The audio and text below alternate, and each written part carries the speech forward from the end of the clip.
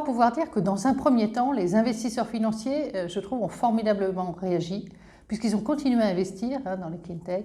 Et on avait des tours de table en cours sur certaines de nos participations, et ces tours de table ont été finalisés. Donc les investisseurs financiers ont continué à répondre présent.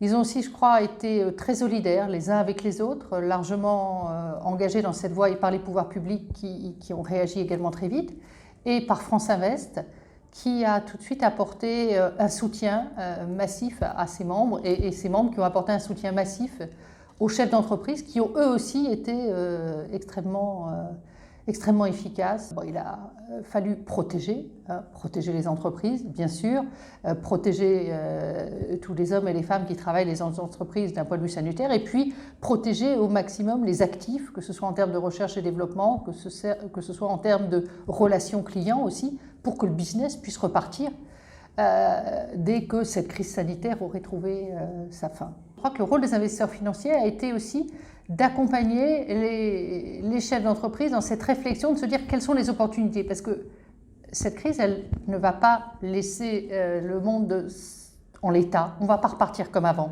Donc il va y avoir de nombreuses opportunités, de nouveaux besoins. On a vu au niveau de l'énergie une baisse de consommation de l'énergie, très, très clair, on parle de 20%. Mais à côté de ça, on se rend compte qu'il y a tout un tas de nouveaux besoins, liés à la mobilité, notamment liés au fait qu'on travaille différemment, il y a une vie différente. Et puis, le consommateur final affiche des besoins différents. Donc il affiche très clairement un besoin de sustainability, donc un besoin d'énergie verte, donc un besoin de production d'énergie renouvelable. Ça veut dire aussi plus de flexibilité nécessaire, donc de nouveaux services qui vont pouvoir se développer et auxquels, a priori, les entreprises innovantes, et nous savons tous bien que les chefs d'entreprise, les créateurs de start-up sont agiles et également innovants, vont pouvoir y répondre.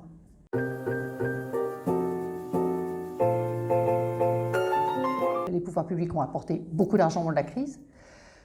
Ils vont apporter aussi beaucoup d'argent pour construire le plan de relance. Ça veut dire quoi? Ça veut dire qu'il faut oser, parce qu'il va y avoir de l'argent public qui va aussi être disponible pour financer de la technologie de rupture, des innovations de rupture, et pas seulement des innovations incrémentales, et que c'est en mettant en commun ces intelligences innovantes des startups, au milieu d'un écosystème qui fonctionne bien, parce que je crois que dans les clean tech, vous y avez contribué avec Six Grid, nous y avons contribué, le club Clean Tech Afrique, devenu la commission climat de France Invest, autour des entrepreneurs, pour que ces dirigeants d'entreprises innovants, ces grands groupes, accompagnés par des financiers et un écosystème qui fonctionne, avec une part importante également et du privé et du public, puisse donner lieu à la création d'entreprises, d'abord des startups. Nous avions Deepkey ensemble qui était là. Deepkey est passé de la start-up à la PME, et puis on va passer à l'ETI, et j'espère bien à des ETI très, très performantes dans nos domaines dans les années qui viennent.